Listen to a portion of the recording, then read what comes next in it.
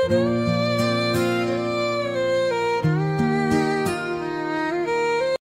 বাড়িতে বিপদ ঘটিয়াছে জানিলে তাহাকে সান্ত্বনা, সাহস ও প্রবোধ দিবার জন্য হিতৈষীদের কর্তব্য তাহার বাড়িতে যাওয়া, ধীরভাবে বিপন্ন বা শোকার্তদের কথাগুলি শোনা এবং সকল কথা শুনিবার পরে সর্বদা সহযোগের আশ্বাস প্রদান করা। মনুষ্যত্বের বোধযুক্ত ব্যক্তিমাত্রেরই ইহা কর্তব্য। সাধারণ পশুপক্ষীর মধ্যে এই কর্তব্যের প্রেরণা না দেখা যাইতে পারে, কিন্তু কোনো কোনো পশুতে ও পক্ষীতে ইহার ব্যতিক্রম লক্ষ্য করা যায়।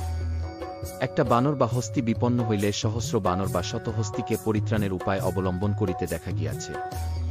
যে মানুষটা মরিয়া গিয়াছে বা গৃহদাহে যে জিনিসপত্রগুলি পুড়িয়া ছাই হইয়াছে, সে বা তাহাদের মধ্যে কোনো কিছু তোমার প্রবোধবচনে ফিরিয়া আসিবে না, কিন্তু শোকার্দের শোক, দুঃখার্তের দুঃখ, বেদনাহতের বেদনা, ব্যথাতুরের ব্যথা তাহাতে কমিবে। শোক, দুঃখ, ব্যথা ও বেদনার শারীরিক কোনো রূপ নাই, তাহারা মনের জিনিস। আবার মনের ভাব প্রকাশের পক্ষে মুখের ভাষা শ্রেষ্ঠ প্রতিনিধি।